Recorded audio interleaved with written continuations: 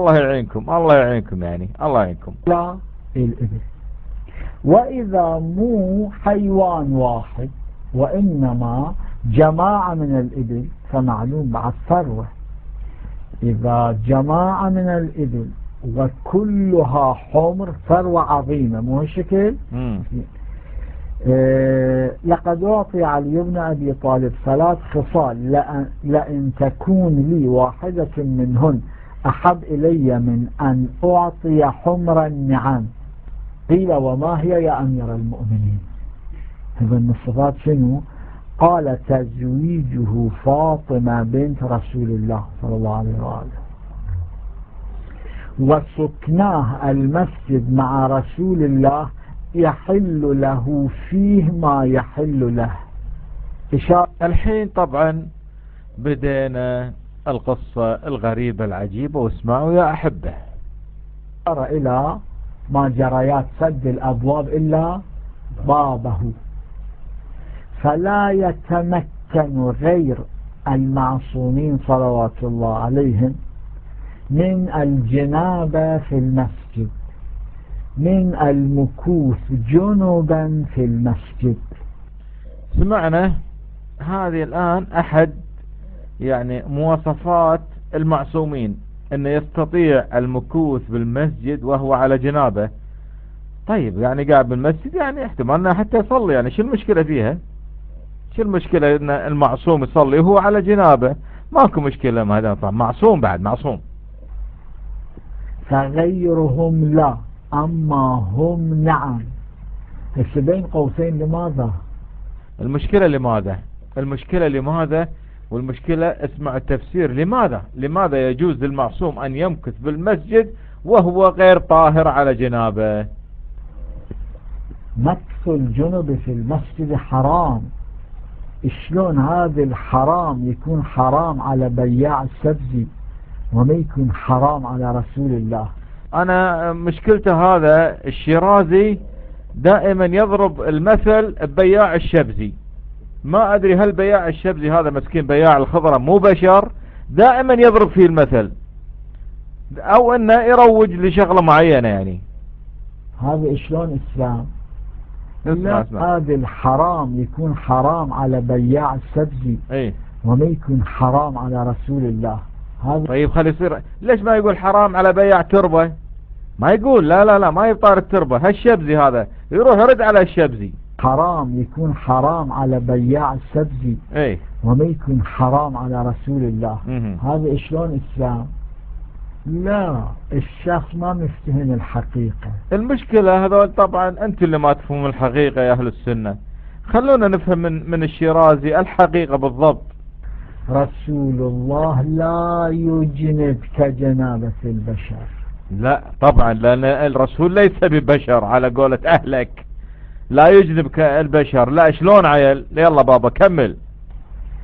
البشر يجنب جنابة يتنجس بها معنويا وماديا. ماشي. أما المعصومون صلوات الله عليهم لا يجنبون جنابة يتنجسون بها معنويا وماديا. شلون عاد هذه شلون تجي عاد؟ ما أدري، فسروها أنت. وشلون تجي ما تدري. دم المعصوم طاهر. كل مخلفات المعصوم طاهرة. الله الله الله الله الله الله الله. مرة ثانية حبيبي. شنو مرة ثانية قلبي؟ دم المعصوم طاهر. نعم ماشي. كل مخلفات المعصوم طاهرة. دم المعصوم طاهر. نعم. كل مخلفات المعصوم طاهرة. ما شاء الله ما شاء الله. كل المخلفات، حتى الزبالة، حتى المخلفات على قولة اخونا حكومة، المخلفات النووية والكيماوية كلها. الله المستعان. لا والله والله والله هؤلاء المعممين انا ما الومهم، لان في ناس تصدق الحكي، فانا ما الومه ما دام يسولف ما حد يسأله. والله يعني منين تجيب هالكلام؟ يعني روح كمل. المعصوم لا يجنب كما نحن نجنب. نعم. شوفوا في الدنيا اكو خمر وشربها محرم، وفي الجنة اكو خمر وهي ثواب الهي للمتقين. والله شكو الموضوع هذا يعني بغائط وبول الأئمة شكو يعني شو علاقة خمر الجنة يعني بس يجيب ويلزق لهم، والله يصدقونه ما حد يسأله ليش. فإذا الخمرتان مو نوعية واحدة. الخمرة في الدنيا في شربها الحد، والخمرة في الجنة شربها ثواب إلهي. فإذا الاشتراك أكو في اللفظ فقط. الخمرة الدنيوية خمرة والخمرة الأخروية خمرة، أما في الحقيقة لا. في اللفظ تقول دم المعصوم ودم الإنسان العادي، مخلفات المعصوم ومخلفات الإنسان العادي، أما مخلفات المعصوم طاهرة، بل وردت نصوص. يعني أنا لحظة يعني احنا نفهم من الكلام هذا ان طالما مخلفات المعصوم طاهرة اذا ما ينقض وضوءه، يعني المعصوم وضوءه ما ينتقض بالمرة. صحيح يا شباب كلام هذا؟ المعصوم هذا ما ينتقض وضوءه نهائيا، راح الحمام طلع من الحمام نام قعد والله ما في حكومة. انا اعترف والله ما عندنا مثل السوالف هذه. يعني هذا على قولة ابنة ربما يسمونها never. yes actually it is never، يعني always he will be على طهارة. يلا هم زين يوفر ماي، المعصوم يوفر ماي هم زين. طيب اقول لك شو شيء، يعني هذا المعصوم اذا راح الحمام ما يغسل الظاهر، باش حاجة يغسل؟ وليش يغسل؟ وش ما يروح الحمام، مش حاجة يروح الحمام بالدار وهو قاعد يسويها، ريحة عنبر تطلع ما شاء الله ويجوا الموالين يتباركون بها. يلا يا حبيبي روح. كثير انها شفاء وبركة. يلا شفاء وبركة. يعني شلون يروح الحمام بالله؟ لا يا حبيبي يقعد بالصيدلية ويكودها طاهرة. بل وردت نصوص كثيرة انها شفاء وبركة. ما ادري الحين تربة الحسين هي فيها الشفاء، لو الله عزكم خروج المعمم هذا اقول المعصوم فيها شفاء، ما ندري وين نروح. وسكناه المسجد مع رسول الله يحل له فيه ما يحل له.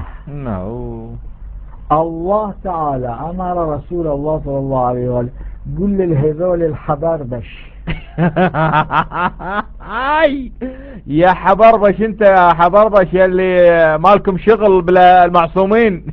الله تعالى امر رسول الله صلى الله عليه وسلم قل للهذول الحبربش يا حبربش بعد ما يحق لهم الجنابة في المسجد والمكوث جنبا في المسجد خلي يطلعون برا. طيب يا ابن الحبربش انت يعني على اساس جبت الكلام هذا، وين مصدرك؟ وين يعني منين تجيب الكلام هذا يا ولد الحبربش؟ اما بالنسبة للمعصومين لا. وصارت مشكلة كبيرة بس رسول الله صدع بالامر الالهي ما شاء الله. هذه الصفة الثانية. الصفة الثالثة واعطاؤه الراية يوم خيبر. رسول الله اعطى الراية يوم خيبر اوكي هذه ما نختلف معاك فيها، عليكم السلام. ولكن ان موضوع هنا لحظة شوية اللي ما اسمك، لحظة شوية لحظة. ولكن ان والله تقول لي المعصوم خروجه وغائطه يعني شفاء ودواء ومسك وعنبر وانه على طول طاهر، يعني المعصوم ما يحتاج يعني اذا راح الحمام يغسل لو غيره، ماكو جنابه ماكو شيء.